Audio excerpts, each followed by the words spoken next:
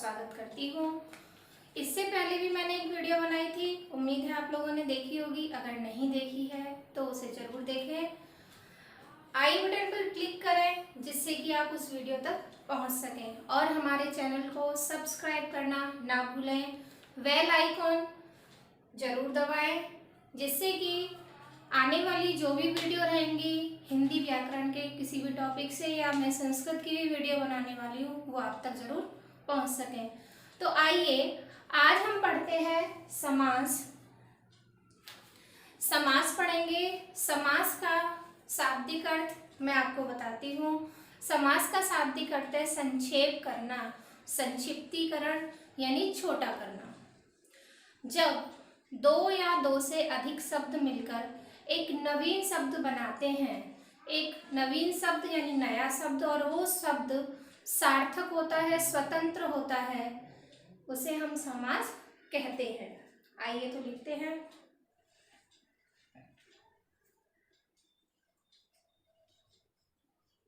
समास किसे कहते हैं? संक्षेप करना। संक्षेप का अर्थ मैंने आपको बताया। संक्षेप का अर्थ है छोटा करना।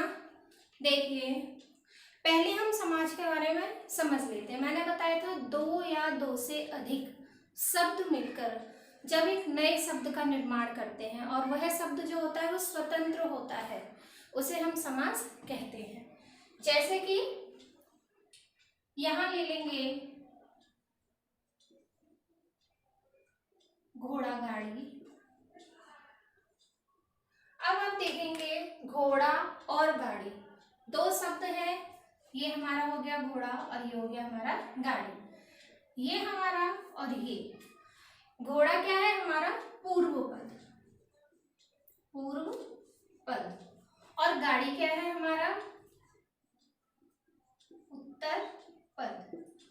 अब पूर्व पद यानी पहला शब्द, उत्तर पद यानी कि बाद वाला शब्द। अब यहाँ देखेंगे घोड़ा गाड़ी दो शब्दों से मिलकर ये जो शब्द हमारा नया बना है ये स्वतंत्र है, सार्थक है, तो ये हमारा क्या हो गया? समास। अब समास में आता है विग्रह करना कि समास विग्रह कीजिए। अब अगर समास विग्रह आता है तो विग्रह किसे कहते हैं? देखिए ये शब्द आपके सामने हो गया। मैंने कहा कि इसका समास विग्रह कीजिए। अब इसका समास विग्रह कैसे करेंगे? इन शब्दों को तोड़कर। विग्रह का अर्थ होता है तोड़ना। अगर हमने यहाँ लिखा घोड़ा युक्त गाड़ी तो क्या हो जाएगा? वो हमारा समास विग्रह। मैं आपको लिखकर बताती हूँ। घोड़ा युक्त गाड़ी, ये हमारा हो गया क्या? समास विग्रह। इसमें आप देखेंगे पूर्व पद, उत्तर पद, ये क्या है हमारा? जहां हम डेफिनेशन जैसे समास की लिखते हैं या पढ़ते हैं तो वहां हमने पढ़ा होगा जब दो या दो से अधिक शब्द मिलकर एक नए सार्थक शब्द का निर्माण करते हैं और या फिर उन शब्दों के बीच में विभक्ति या योजक चिन्हों का लोप हो जाता है तो उन्हें हम समास कहते हैं। एग्जाम्पल आपने यहाँ देखा, एक और मैं आपको बता देती हूँ जिससे कि आपको अच्छे से समझ आ जाए।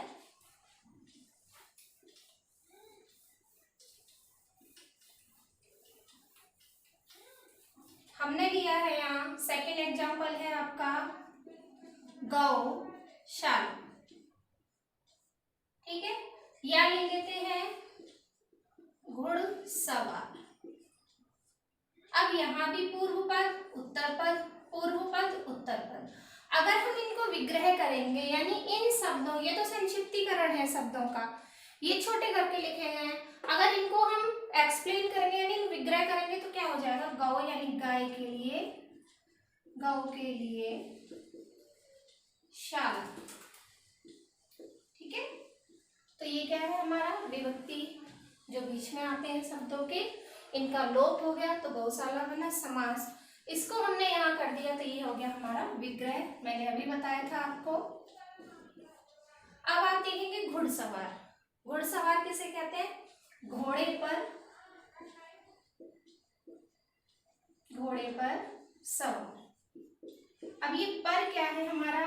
हमने कारक चिन्ह पढ़े होंगे कभी ना कभी, तो जिसमें ने, को, मैं, पर, काकी, के लिए, से, दूसरा से होता है अलग होने के अर्थ में।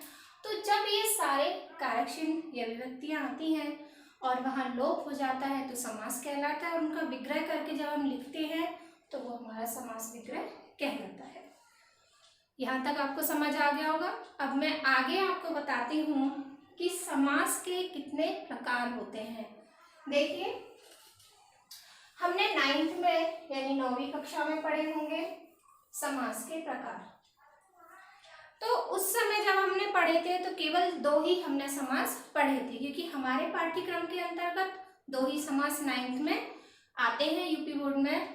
तो यहाँ देखेंगे हमने कौन कौन से समास पढ़े हैं। हम एक बार फिर से उन्हें रिपीट करेंगे, यानी एक बार फिर से रिवीजन करेंगे। तो पहला समास है हमारा तत्पुरुष समास, और हमने जो पढ़ा था अगला है अव्ययभाव समास। ये दोनों पहले मैं इसलिए आपको बता रही हूँ, ये दोनों इसलिए मैं आपको पहले बता रही हूँ क्योंकि ये हमने 9th में पढ़े हुए हैं। एक बार हम इनका रिवीजन जरूर करेंगे। तत्पुरुष समास किसे कहते हैं? तत्पुरुष समास के अंतर्गत जब हम उसका विग्रह करते हैं तो उसमें कारक चिन्हों का प्रयोग होता है। कारक चिन्ह मैंने अभी बताया था आपको, मैं लिखती हूँ यहाँ पे एग्जाम्पल के तौर पे आपके लिए।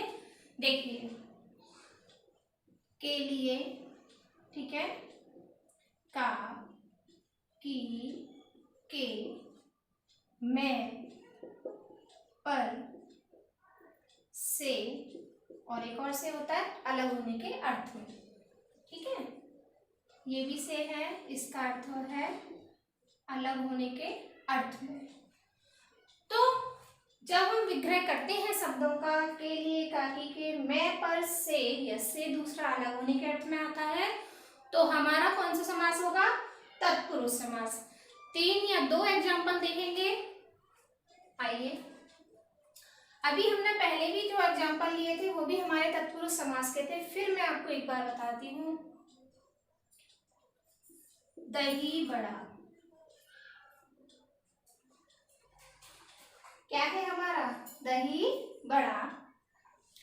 इसमें जो हमारा तत्पुरुष समास है, पूर्व पद और ये उत्तर पद, पहला एंड दूसरा। अब दही बड़ा किसे कहते हैं?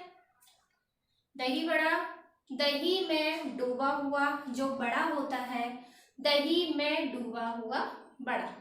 तो आपने देखा क्या आया इसके बीच में? मैं आया, कौन सा समास है? तत्पुरुष। विग्रह करने पर हम लिख के देखेंगे इसे, दही में डूबा हुआ बड़ा। आपने देखा मैं आया, यहाँ कारक चिन्ह है, तो हमारा तत्पुरुष समास बनेगा। दूसरा एक और एग्जाम्पल ले लेते हैं हम, जैसे कि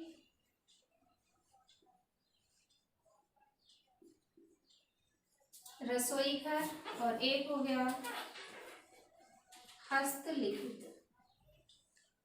रसोई घर, रसोई के लिए घर, हस्तलिखित, हस्त यानी हाथ, और लिखित यानी लिखा हुआ, हाथ से लिखा हुआ। इसमें आया हमारा क्या?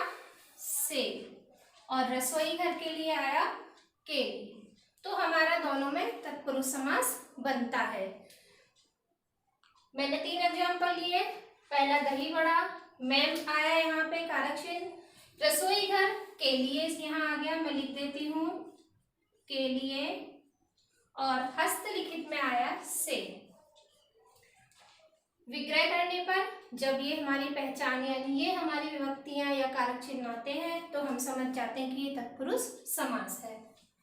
अब नेक्स्ट पढ़ेंगे अगला अव्ययीभाव समास। देखिए अव्ययीभाव समास किसे कहते हैं। अव्ययीभाव समास में पढ़ेंगे हम कि जैसे पूर्व पद और उत्तर पद होता है तो पूर्व पद हमेशा हमारा उपसर्ग होता है। हमेशा कभी कभी क्या होता है कि जैसे एक जैसे शब्द भी हमारे रिपीट होते हैं यानी पुनरावृत्ति होती है। जैसे कि हो गया आपका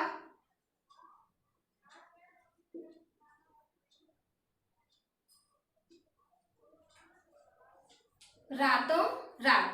अब आप देखेंगे उपसर्ग तो है नहीं, हाँ ये उपसर्ग नहीं है परंतु एक जैसे ही शब्दों की रिपीटेशन हुई है यानी पुनरावृत्ति हुई है। तो यहाँ एक जैसे शब्द है, बीच में योजक चिन्ह है, तो यहाँ भी हमारा अव्ययीभाव समास होगा। अब मैं बताती हूँ उपसर्ग। अव्ययीभाव समास में हमेशा जो पहला पद होता है वो हमारा उपसर्ग होता है। देखिए प्रतिदिन, प्रति और दिन, प्रति क्या है हमारा उपसर्ग। हम इसका विग्रह करेंगे तो क्या आ जाएगा हमारा प्रत्येक दिन। दूसरा एग्जांपल लेते हैं भर पेट। भर क्या है हमारा उपसर्ग है पूर्व पद और ये हमारा उत्तर पद। तो पूर्व पद हमारा क्या है उपसर्ग और पेट, तो इसको विग्रह करने पर हो जाएगा पेट भरकर। तो यहाँ देखा आपने भरपेट, पूर्व पद हमारा उपसर्ग है और उत्तर पद। तो पूर्व पद यानी पहला शब्द हमारा उपसर्ग है तो अव्ययीभाव समास बनेगा। और देख लेते हैं एग्जांपल यथा शक्ति।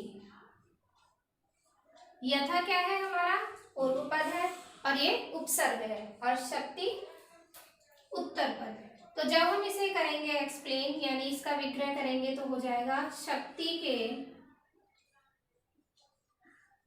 अनुसार।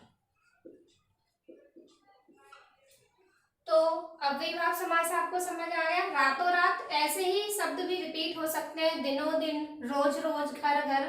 तो यहाँ एक जैसे शब्द है, बीच में योजक चिन्ह है तो अव्ययीभाव समास होगा।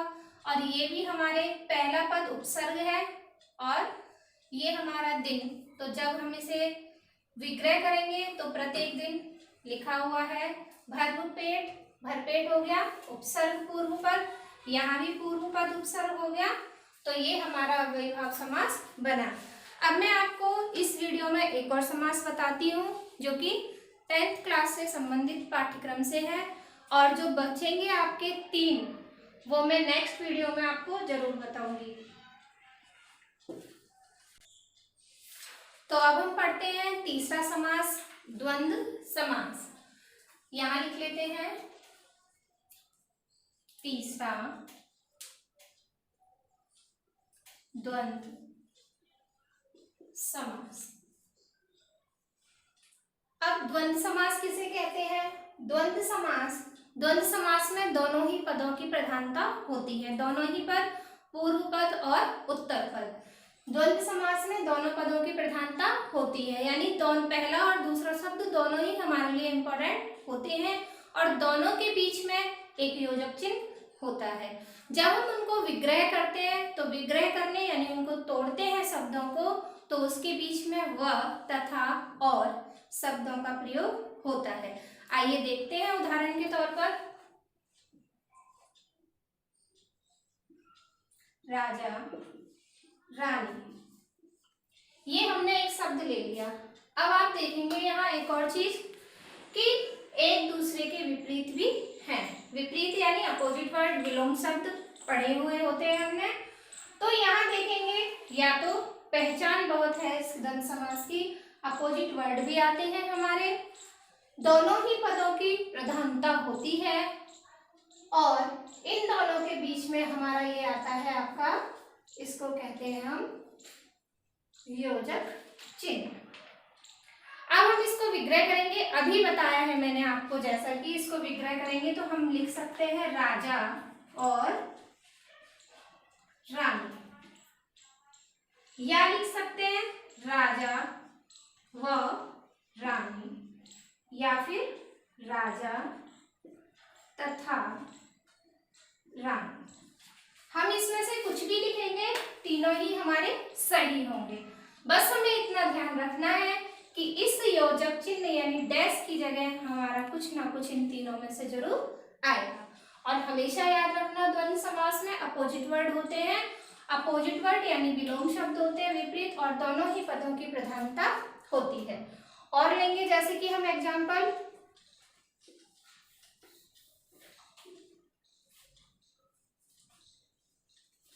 देश, दूसरा ले लिए हमने, इसके अपोजिट होता है विदेश। रात, दिन, बुराई, भलाई।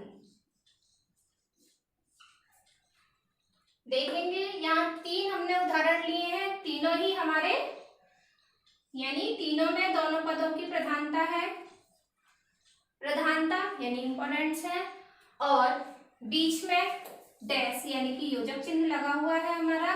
और विग्रह करने पर, इसको जब हम विग्रह करेंगे, यहाँ लिख लेते हैं विग्रह ताकि आपको अच्छे से समझ आए। तो देश विदेश का जब हम विग्रह करेंगे तो हो जाएगा देश। तो हम विग्रह करते हैं इनका, देश विदेश का जब हम विग्रह करेंगे तो या तो हम और, तथा या वा, कोई भी एक शब्द ले लेते हैं। जैसे ले लिया हमने देश और विदेश।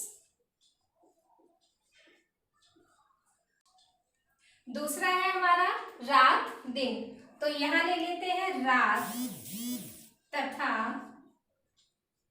दिन। अब बुराई भलाई, तो यहां हम लिखेंगे, कुछ भी लिख दो जो आपको अच्छा लगे, बुराई व भलाई। ऐसा नहीं है कि देश और विदेश ही लिखा जाएगा, देश तथा विदेश भी लिखा जा सकता है, देश व विदेश भी लिखा जा सकता है। ऐसे ही रात के साथ है, रात और दिन भी लिखा जा सकता है, रात व दिन भी लिखा जा सकता है। यानी ये हमारे तो तीन शब्द हैं, जब भी हम विग्रह करेंगे तो ये तीन शब्द ही हमारे उसके बीच में आएंगे। तो आज हमने पढ़े तत्पुरुष समास, अव्ययीभाव समास और द्वंद्व समास। तत्पुरुष समास में जैसे कि मैंने आपको बताया, कारक चिन्हों का प्रयोग होता है जब हम विग्रह करते हैं। और अव्ययीभाव समास की पहचान बताई थी कि जो पहला पद होता है यानी पूर्व पद, वो हमेशा उपसर्ग ही होता है, ध्यान रखेंगे। और द्वंद्व समास में दोनों ही पदों की प्रधानता होती है, और बीच में योजक चिन्ह की जगह जब हम विग्रह करते हैं तो उसमें हमेशा और, तथा या वा शब्दों का प्रयोग होता है। अब जो हमारे तीन समास बचे, कर्मधारय, बहुव्रीहि और द्विगु समास, वो हम नेक्स्ट वीडियो में जरूर पढ़ेंगे। आप जरूर देखें ताकि आपको समास का जो टॉपिक है वो पूरा क्लियर हो जाए। एक बार फिर से कहूंगी मैं, हमारे चैनल को सब्सक्राइब करना ना भूलें और बेल आइकॉन जरूर दबाएं। धन्यवाद।